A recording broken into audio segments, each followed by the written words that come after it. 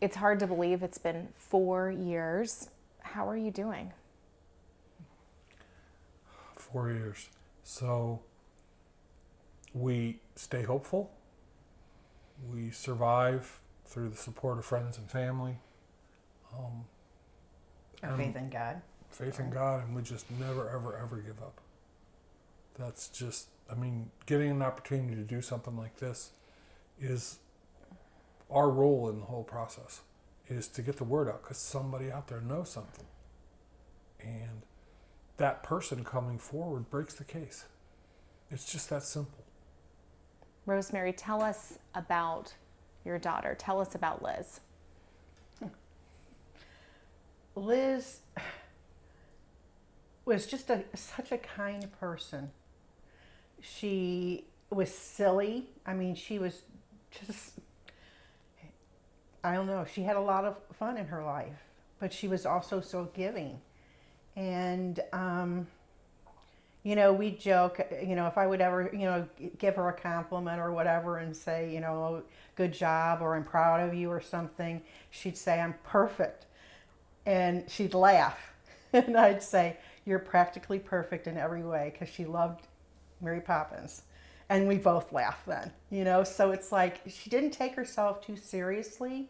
I mean, there was a real fun side of her, just where she could be very serious. I mean, she was very dedicated, and as far as her, job. And I mean, she wanted to be, do well in her job. She's responsible. And, she just, I don't know, she just was so kind and full of life. And this is just so senseless.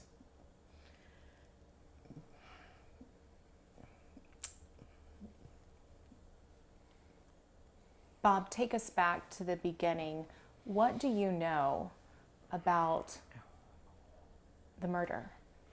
So, looking back over what we've learned in the 4 years, I think one of the most important things we did was in January of last year, 2022, we decided to build a website.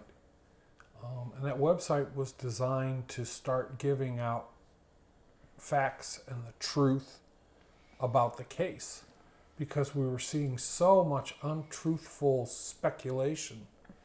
So building that website actually forced us to really knuckle down on the details and talk with everyone and such. So we actually put together a very detailed timeline of the morning, her final morning, that was reviewed and blessed by the detectives. So what we learned was this was not a random thing. The people that did this had it very highly planned out. They knew exactly when Sergio was going to leave for work. They knew when she'd be alone. They knew that this was maybe the only chance they'd get to her in this kind of environment. 6:45 in the morning in January. It's dark. It's kind of cold. Not a lot of movement everywhere. I mean, they seized on the moment. And the more we've looked at it and the more we've analyzed it, the more we've become aware that this really was highly planned and it was extremely personal. And even down to the fact that we now kind of understand their route into the neighborhood and their route out of the neighborhood, which was kind of a revelation. There's been some speculation of an alternate route, and we've reviewed that and find it to be totally plausible. I think that spending all this time putting together that website and trying to educate people and giving people a resource has been really helpful in making sure that we have that resource.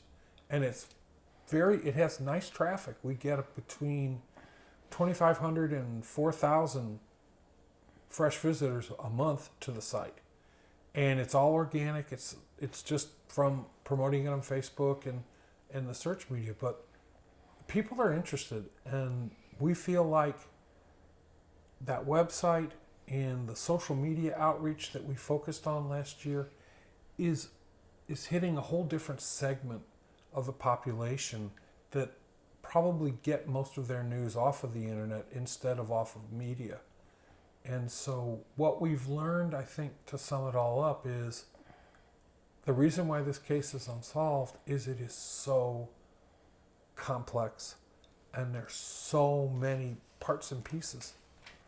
And that's why we really need the public's help. Somebody that's heard something, somebody that knows something to come forward.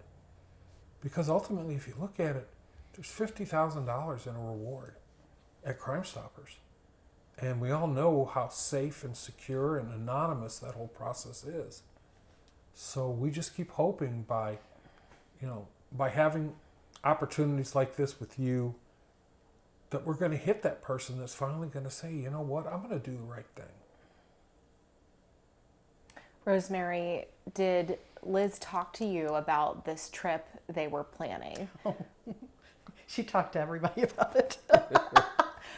They didn't post it on, she's smart, she didn't post anything on, Facebook or other social media, but she was, anytime Liz went anywhere, it was with a purpose, and she was going to have a great time and they were going to have a great time. And, she was so excited. Sergio got her for Christmas a Harry Potter suitcase for the trip, and she had that packed for I don't know how long. And, it just, you couldn't help but be excited for her, because she just was like, she had everything planned. I mean, down to, I think, probably the day anyway. Yeah. They had went ahead and bought some specialty tickets for the park where they were, going to be like behind the scenes kind of thing. And so, I mean, everything was always planned with Liz. And so she enjoyed the trip, all of the trips that they've gone on, but she's also enjoyed all the time planning the trips. So yes, we did hear, a lot about the plans, and she was so excited. And the trip was to celebrate their fifth 5-year anniversary. Which was 2 days. It was February 1st. Yeah. So just a couple of days beyond, she was going to leave on the 27th. To go to Orlando with Sergio, and they were going to have that trip. It was one of several trips that they had planned and budgeted that year, because they loved doing it, and she was over the moon about it. That was just like, that was her place. Disney World and Universal City Studios. Universal Studios. And when did she decide to have the garage sale? She talked about it probably for a good month, where she was starting to get stuff together. And, but I'm not exactly sure. I would say, I think we probably, heard about it like the week before, where she's like, well, okay, I'm going to be having it. The garage sales we always had were Friday and Saturday. And so that was, nothing new. She was going to do that. And, so we were going to go on Friday. She had asked us if we had anything, and we really didn't. And, in the past, I had gone to the garage sales, but I'd come late because I'm not a morning person. And I'd usually get her a coffee and come in, around 10 or whatever. And but we were going to actually go early, the night before, Bob was unemployed at that time, and so, he thought, well, I really should use that time to find a job. And so we talked to her, and we just said, we're not going to, come that early. We'll I'll come over, and if he can't or whatever, a little bit later on. And, she was okay with that. I mean, she's, pretty independent, and She had Sergio to help her set up. yeah. And But you said, Bob, that she was also security conscious, right? Oh yes. So She had set the alarm on the house? so what Liz always did when she left the house was her car was in the garage. She would go out to the car, lock the door, set the alarm, and then she'd start her car up, lock the doors, open the garage door, and back out. You know, she just did. She was not a chance taker. The day of the garage sale, that abundance of caution led her to set the alarm in the house on instant trigger and leave the door from the garage into the house unlocked. And I can only say that this was in case she needed a quick retreat, that she knew that she would be able, if she could get to the door and pop it open, then the alarm would instantly be going. And if somebody was trying to rob her or do something that she was uncomfortable with, she would have that safety at it. And this is just Liz being Liz. Right. She had no reason that you No, know of no. to be threatened that morning. That was just part of her lifestyle, part of her characteristic. Her mother had drilled this into her from a very young age about being aware of her surroundings and being careful, and this is just, it's a part of who she was. She would have never not had an escape route because, frankly, she's going to be out in her garage early in the morning. It's a great neighborhood. It's not like the neighborhood had any issues, but she was just cautious. And, you know, she had moved her car, and I believe, although I don't know the layout, I believe she made sure she had a clear path from where she would normally be standing into the garage and to that back door, so that if she needed to get away, she could. Had she had other garage sales before? she started having, of course, when she was younger, she would help me with my garage sales, and she'd sell stuff. And before they bought the house, she would come and bring stuff for garage sales at my home, at our home. And but they moved into the house, I believe it was 2017, and I believe this was her third garage sale at this home. And like I said, it was always on a Friday and Saturday. It was different times. She would just be like, well, okay, I'm gonna have a garage sale. I mean, she'd plan it, but it wasn't like, okay, the fourth weekend of January I'll have one. It was never, I mean, she had them probably in August, and I'm making up these dates because I don't know the exact dates, but I mean, they were different times of the year. So this was not like a normal garage sale where people would be like, well, no, the Barrazas are having a garage sale. This is date, you know. Even when, like Bob said, when she would leave in the morning, when she was pulling out of her garage, she was looking to make sure somebody didn't sneak into the garage. And she did that when she was going into the garage. I mean, she was just, I don't know, as a parent, I think we all worry about our children, and we try to prepare them as best as we can.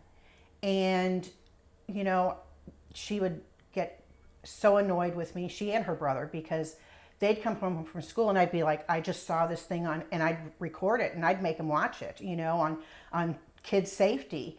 And, but she, well, I think at the time she would act annoyed with me, like, oh, and really, we have to do that again. As she grew up, she would caution her friends in middle school and in high school and in college. She'd be like, don't do that, it's dangerous or whatever. And so, I mean, she really did take it to heart. And I know that we did everything we could to prepare her for life. And she was. I mean, she'd be driving and she'd be like, Mom, somebody's been behind you for a while, And so she was always watching. I mean, and sometimes she'd actually catch it when I wouldn't. But I mean, I don't know. It's just, she was cautious, but she wasn't afraid of people or anything. It wasn't, but she was always aware of her surroundings. And I think that the person that did this, They caught her off guard. She's having a garage sale. They acted like they were just a regular person coming to a garage sale. And I don't think that she was afraid until they pulled out the gun. I mean, and you can obviously see she's afraid. She stepped back, startles, yeah. you know, so she didn't have any reasons, or at least we're not aware of any reasons, and I don't think that she had any reason to think that somebody was out to get her. Right. No one ever threatened her. No. There was no Not that previous relationship. In the no. deep dive that was done into her social media, her phone, her friends, everything that the Sergeant Michael Ritchie looked into when he was in charge of the case, failed to turn up any real credible threat, failed to turn up any dangerous behavior. She didn't go do dangerous things. She didn't go to dangerous places. She was very careful. And I think part to what Rosemary was speaking about, I think one of the other things that was a big influence on her being safe was in the year prior to them buying the home, they were burglarized in their apartment. And this was like very traumatic. It was a place where she felt very safe. It was a 3-story walk-up.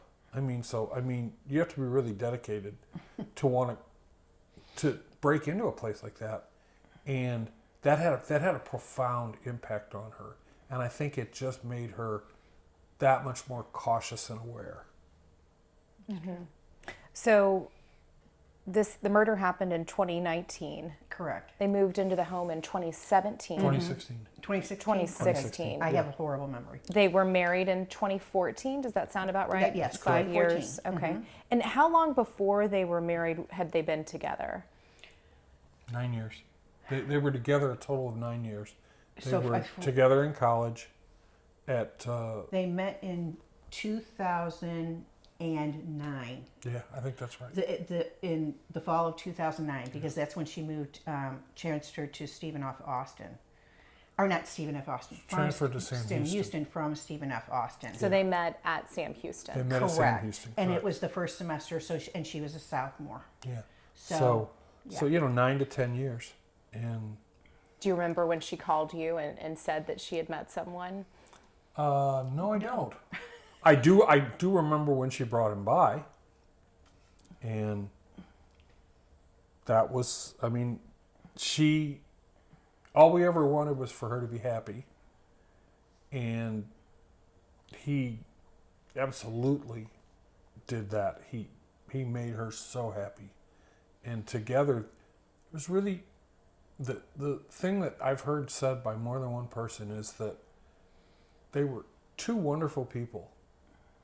And when they were together, they were so much better, so much more amazing. They really complemented each other and sort of magnified their good intentions towards the world. So all the charity work that they did, all I can't tell you how many times she'd call me up and she'd be so excited. She'd say, "Oh, Dad, there was a law enforcement officer at Starbucks and I bought his coffee this morning." Or they were handing out water because water needed to be handed out. Wherever she found a chance to do something little, just a little something to help somebody, she would do it.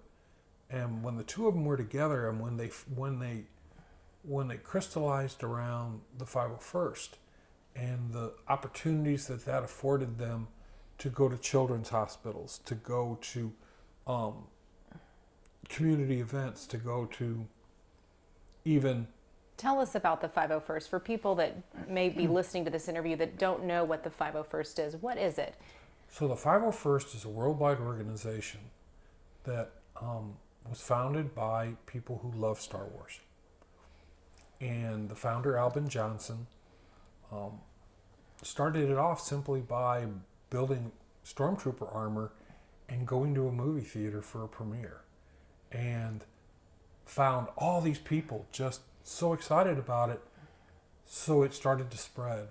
And after a while, he decided that there was something there. It was a lot more than just plastic spacemen.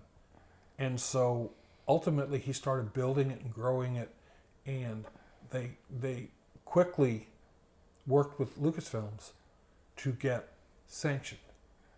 And so becoming a member of the 501st is there's no cost involved in terms of money or dues or things like this. The cost of admission is you have to make a costume that is according to the Lucasfilm screen guidelines. So you can't throw something together out of stuff that you bought at Walmart. You have to build a 501st quality. You have to build a Lucasfilms quality. And both costume. Liz and Sergio. So were they started members with Sergio. costumes.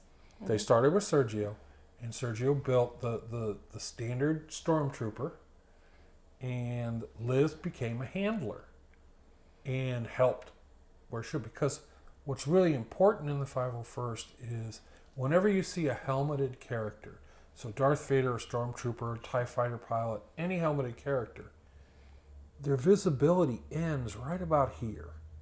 And so if you're in a crowd with little kids, and little kids are going to come running up to these characters, this whole area is obscured because you have limited visibility in those helmets. So the role of a handler is to do two things. Number one, keep the public safe. And number two, keep the character safe. So Liz became a handler, which meant that she got to go along, and they started planning, and she decided that she wanted to be a biker scout. So they started the process of building her biker scout.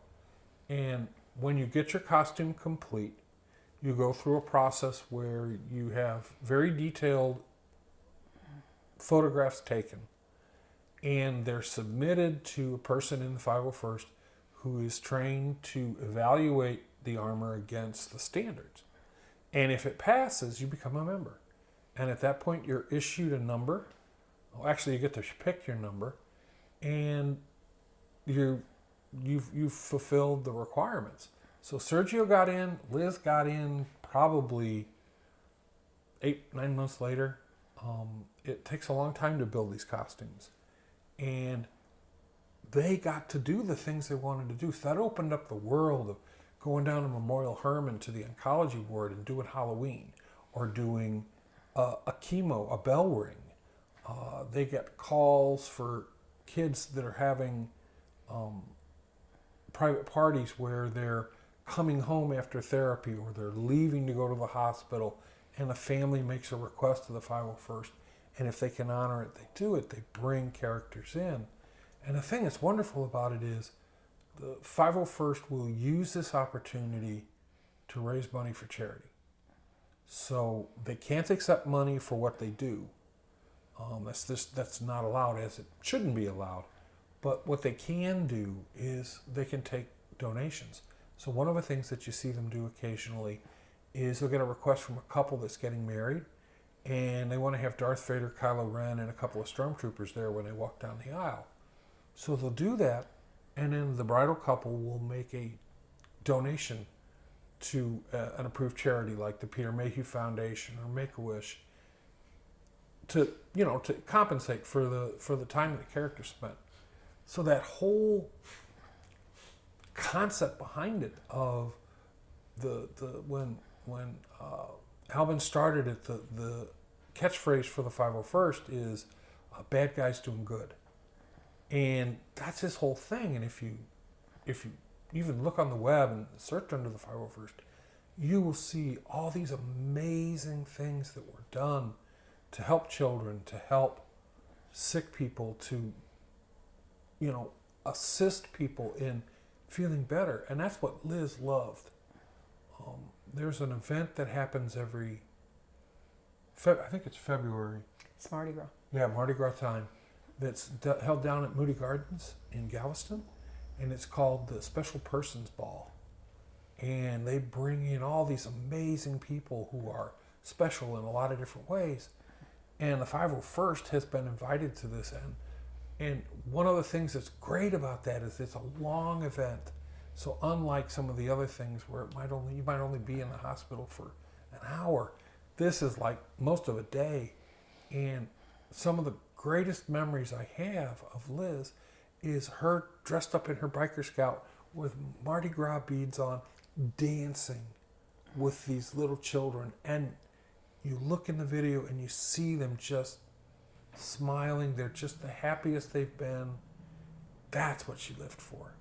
That's what she wanted to do. It just seems like Liz and Sergio had this picture perfect life. They did. They were, I think, very fortunate. I mean, they worked at it, you know, but they had the best time together. I mean, and they were able to do it. You know, they both had good paying jobs, and they were very responsible. They didn't spend money they didn't have, but they planned for things. And so they had numerous accounts where, okay, this money is in an account and it's for the trip to Disney World.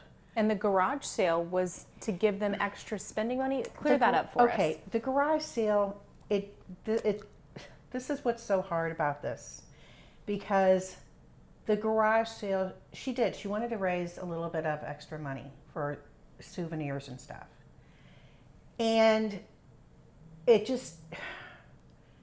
pains me to no end, because the garage sale, if she had sold everything at that garage sale, she might have made a couple $100. Knowing Liz, though, she wouldn't have, because Liz was so, if somebody wanted something and she thought that they were excited about it, and they, you know, she would sell it really cheap to them, even if, you know. Give it to them. Or, you know, I mean, and so, honestly, if she had been able to raise $200, that would have been amazing. They had already paid for their trip. They had already paid for the airfare, the hotel. They had money saved for souvenirs, and I will tell you, she told me, and I will not tell you how much, because I was like, are you friggin' kidding me? Sorry. They didn't need any more money, but she's like, well, you know, there might be something else that we want to get, you know, and so it was, but they had planned several trips that year, and they were paid for, and they didn't use credit cards. They didn't have debt. They were just really smart about their money, and they just didn't do things that they couldn't afford, but they saved for it, and they did it. Yeah. And so it makes me crazy thinking that she had this garage sale, because it's like, She really didn't need to. it was, I don't really understand why I mean, I don't get it, but you know, that's Liz. I didn't always understand everything. She was really smart. I couldn't fault her for anything, you know, but it's like, you know, she did what she wanted to do, but she was responsible about it. And it's like going, hey, if you can do it. I mean, we didn't have to worry about her doing stupid stuff. She just didn't do it. She was so responsible, and so,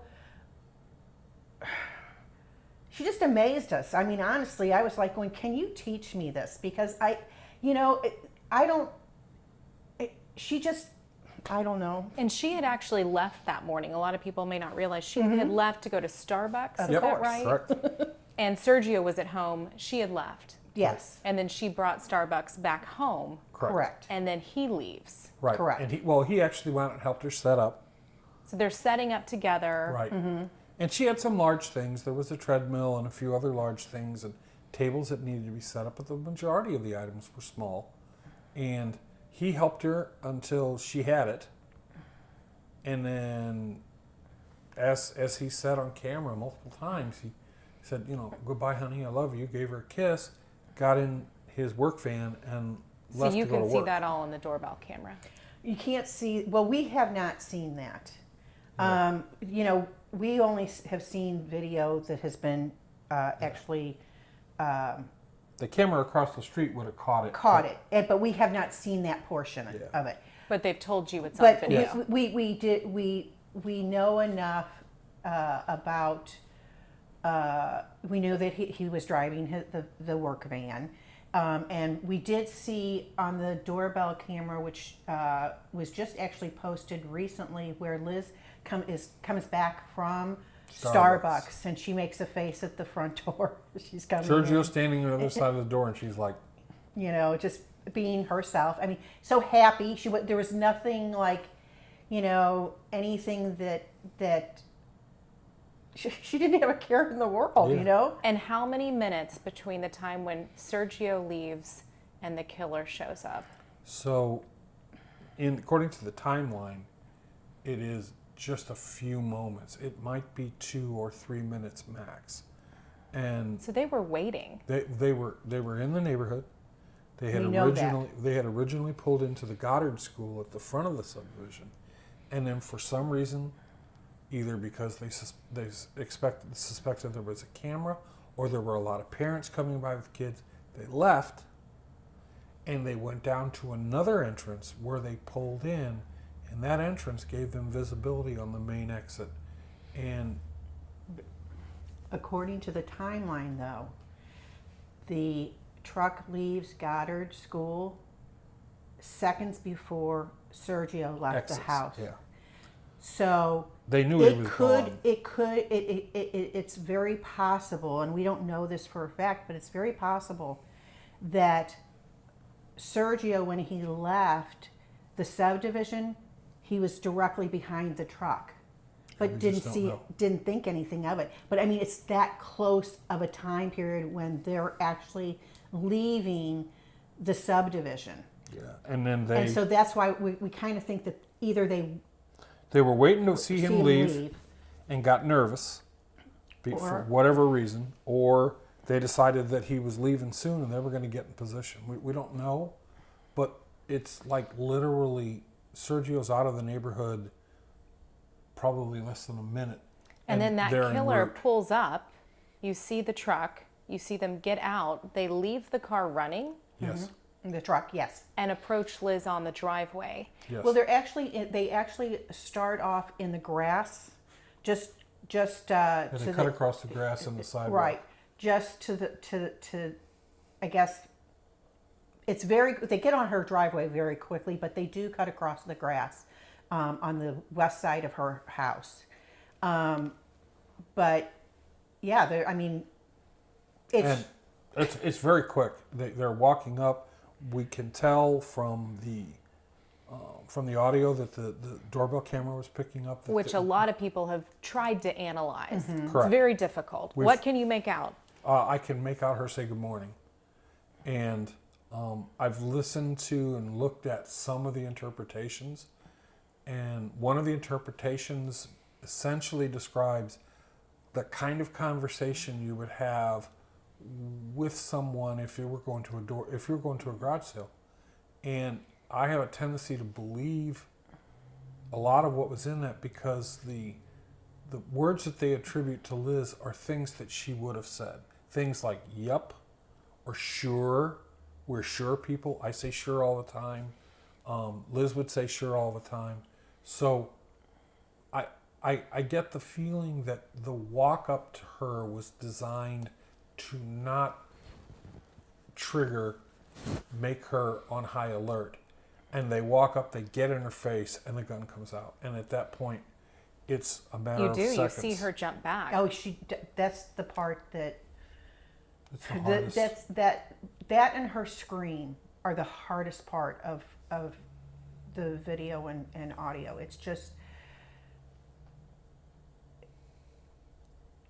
while Liz was so cautious, she was not. I don't ever remember seeing her really afraid. And to see her jump back like that, Yeah. I know she was really afraid. Yep. You know, and it's just. And the nature of That's the next very- couple of seconds. Yeah, I mean, and then hearing her scream, I mean, it's 3 shots, and then she falls to the driveway, and then the 4th shot administered. The person leans over and administered point blank, right here, and It looks like a hit. it does look like a hit. I It's- think we're all convinced that it's a hit. so professional. You know, the fact that they left absolutely no physical evidence behind. They used a revolver. Do you think they knew they would be on camera? I think they did. I Because think they knew about her Nest camera. Yeah. I think they knew about it because I think that's why they parked where they did, so it wasn't in the shot. And I think that I don't know if they knew that there was a camera across the street or I not. think they did know, because when they drove by at 2 o'clock, 2:30 in the morning, and we're speculating, of course, I think they were, number one, trying to see what Sergio was driving, because he owned a truck that sometimes he would drive, and other times he would bring a work van home with him. And I think they wanted to see what he was driving so they'd know when he was gone. But secondarily, the way that they drove, I'm sure they were looking for cameras and things that were potential. As careful as they were, cameras, and the Bozeman camera across the street was a surveillance camera. It's not a doorbell camera. So it's on constantly. And I feel the way that they do a 3-point turn and they come up behind so that the front of the truck is obscured, I honestly think they knew that they were going to be on camera. And then they come back by 58 seconds later, in the timeline, we discovered that one of the callers to 911 described the truck in the beginning of his call. I don't remember exactly what he said, but he in essence described a dark Nissan truck leaving the scene. And 58 seconds in, he says on the 911 call, the truck just drove back by. And that's a really gutsy move, because constables were there very quickly after. The Precinct 4 responded very quickly. And I think that there's a very good chance that they knew that the constables were on the way. And I don't know why they drove back by. I don't know if they were changing their exit route, or if somebody said, I need proof that she's down. We just, at this point, we don't know. But what we do know is they exited the neighborhood, and according to everything we've heard, the truck was lost in an area where there was no commercial camera feeds at all. And that's the last we've seen of it. And now you think possibly there could be another alternate route that they took. Yeah, I mean, On the exit? Yeah, on the exit. We've seen some speculation by some people that have really spent some time, and it looks like there's a possibility that they could have gone down a dead-end cul-de-sac, and that had a driveway-style curb in the cul-de-sac, and drove up onto a greenbelt and exited onto Kirkendall, far down the road from where the police were coming in at the main entrance to Princeton Place, which, if you're trying to not get that truck observed, that would be a pretty smart play. So they still made it to Kirkendall no matter which route they took. Yes. There's just a Right. thought that this Southbound could be an in alternate Kirkendall. Yep. Right. route. But it was helpful, I think, for us to see it, because we never knew how. We were like, we knew that the truck went back and past the house, but we never knew where How they got out of the where it suburbs. went. Yeah. Or and it sounds silly because it's like there's so many things we don't know, but finding out there's a video camera that shows this truck going down a dead end street, and what he's talking about with the green belt. They don't see it return, so it's only logical. It explains things. It went somewhere. Yes, and so it explains things to it. And for me, at least, I feel like every little piece of information that I get that is real information, not because there's a lot of stuff out, speculations, and we have a lot of speculations. We appreciate people are speculating, and but we need proof. But it's just seeing that, okay, that's how they left, and that makes sense to us. It's a piece of information that we didn't have before. Right. So it's like precious. It gives me some sort of peace of mind. At least I know that little bit. You know, that's new information to me. And, you know, unfortunately, really all we have is speculation. There's very little. No, yeah, beyond the facts of that day. Right. There's nothing. I mean, there's no real information. And even then, we weren't told a lot, and there's errors in the Precinct 4 report. There are some errors in there. And Preliminary information for Yeah. the investigation. Yes, absolutely. you know, Sure. I mean, and you know,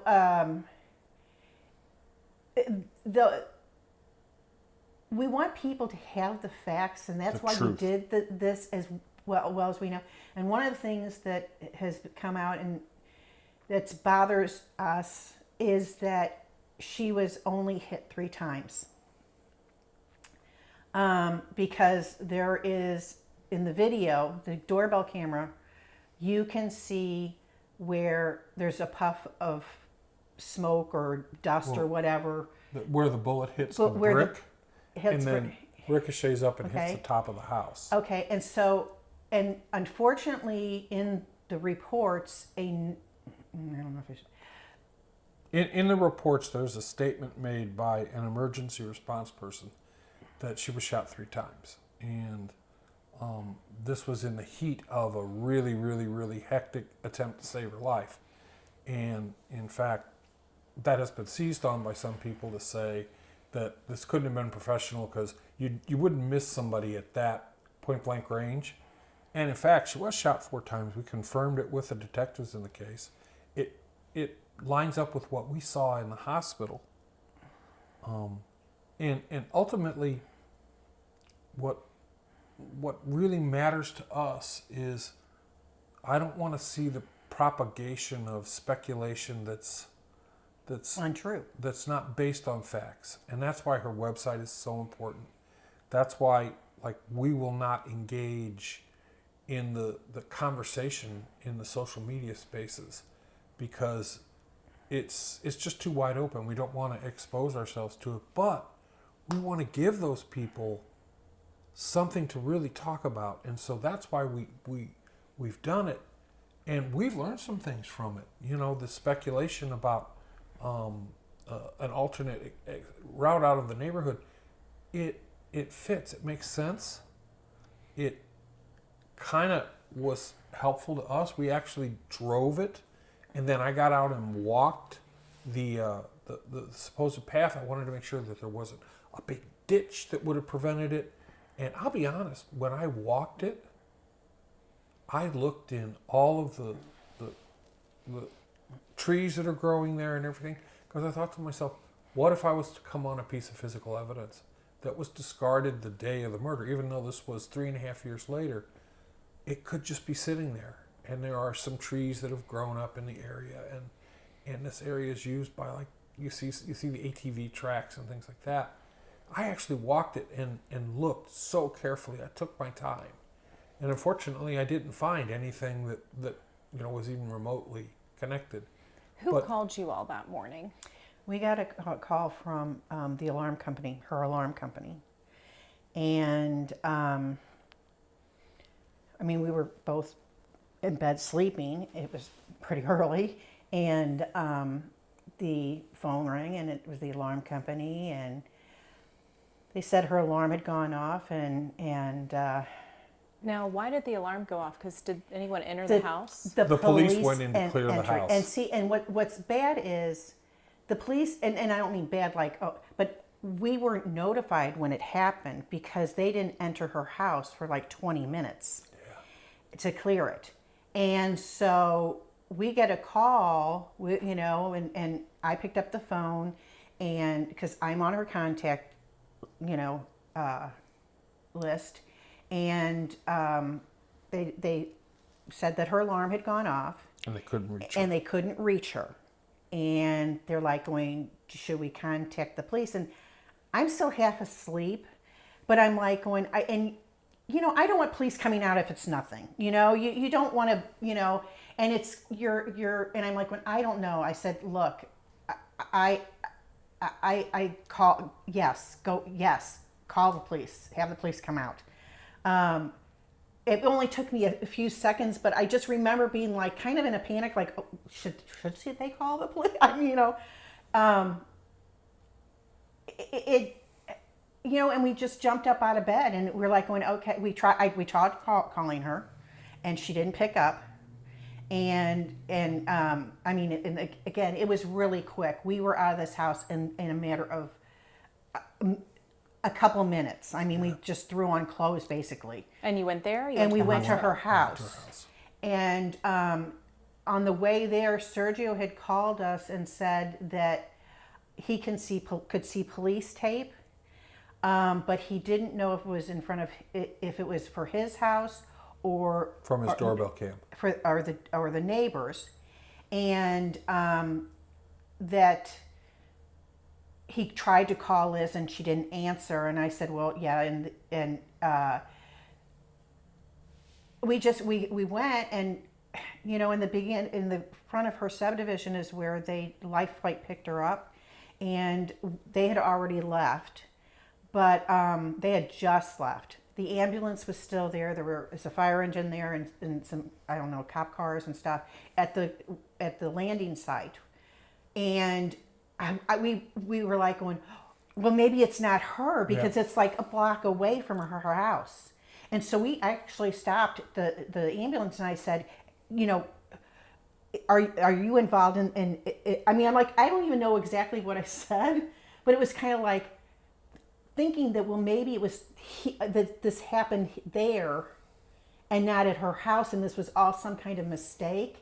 And they were like, "When you just need to go on down to her house," and they wouldn't obviously say anything to us. And when we got down there, the police were there. We saw the tape and everything, and they talked to us and everything. And we identified ourselves. So. And they kept us behind the tape. They didn't let us proceed. I don't recall seeing really anything other than a very large police presence, and lots of people already involved in preserving the crime scene. So at this point, she'd been transported. So the next step in that whole thing is preserve what's there. And they asked us some questions. They took us separately and asked us questions, and we stayed there until Sergio got there. And we didn't, when we found out that that she was life flighted, I think I hate to say that, but I actually kind of resigned myself that she was gone, because I just kept thinking they don't just call life flight for something. And they did tell us that she had been shot and all that, so we knew that. And we didn't want to leave Sergio by himself. He wasn't there yet. He arrived, I don't know, I think it was like 10 minutes after we had gotten there. But we didn't want to leave because, quite frankly, we watch a lot of TV drama shows. It is typically the husband, and we knew that they'd be all over him. We wanted to, and rightfully so. We understand that, and rightfully so. But we really wanted I think it was because we knew that that's what Liz would want us to do. Yeah. And so when he got there, they did let him go across, past the tape. The police tape, but and they kept us kind of away, but they would let us talk, but we got it on the phone and we're trying to get his family there so we could leave, because we didn't want to just leave him by himself. Did you all assume that it was a robbery at first? When you No, hear your daughter is shot, did you think, why was she shot? It never, I think that, for me anyway, I never thought about robbery. I couldn't understand. You didn't know what to expect. I'm like going, I In couldn't my mind- imagine any reason or anything for anything. Our minds didn't go there. Our minds went to, why was my daughter flown out of here in a helicopter? Why? I mean, and it was a large police presence. Precinct 4 responded in mass to this, and then sheriff's office started coming in as well. And we just, I think we were just in shock, and I think Yeah. it's just you're kind of, so you never know how, I mean, God knows, we had never even thought of anything. Things this. I worried about is, when my kids were growing up, is that they'd be taken. That was like the worst scenario that would ever happen, and I still think that's the worst that can happen. I don't know how, I don't know how you go on when your child is missing, and I don't care if it's an adult. It's missing because then your mind goes all different places. it's a different kind of constant worry. And so, I don't know. It was just kind of, I think it was just disbelief. But nothing was taken. No, nothing. I just want people to know touched that. nothing. Touched nothing. They were touched nothing. So careful not to leave any kind of touch evidence behind. That's the thing. The evidence. They that didn't even touch Liz. No. Not that we can see on the we can camera. see or we've heard. No, they had touched nothing, and it's just it's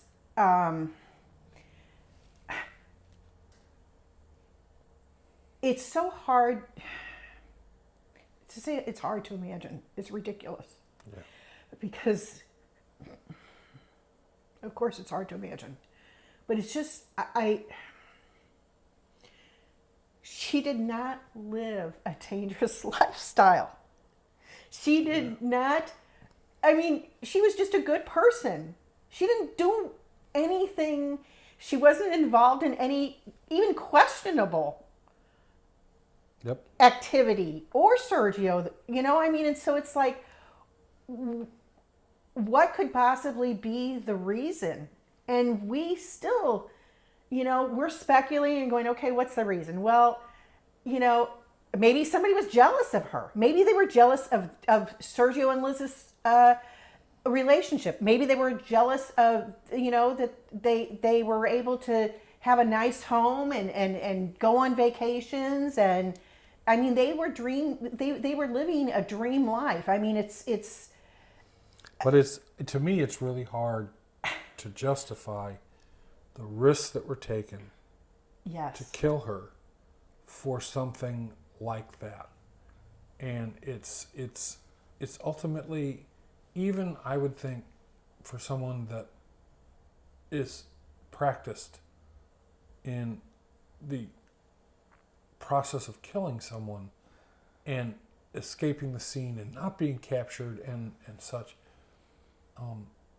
it's hard to imagine anything that would lead up to someone feeling like this was a necessary thing to do. And they clearly felt like this was a necessary thing to do. So that's just what makes it so ridiculously hard. And that's why we keep every chance we get, talking with responsible people in the media, people that we know that are going to tell the story correctly, to get the story out there, because we're never going to figure this out on our own. It's going to have to come from somebody that heard something, knows something. The people are still out there as far as we know. And this is not the perfect crime. We've had multiple experienced homicide detectives tell us that this is a solvable crime. It's not magical. There's a way to solve this crime. And like we said, we feel like the sheriff's office may be closer than we know, and they're protecting their case, and I want them to protect their case. And if they have to hold information from us, please do. Because at the end of the day, all we care about is that the people that did this are caught, successfully prosecuted, and kept from ever doing this to another family. Because I would not wish the last 4 years of our lives on anybody.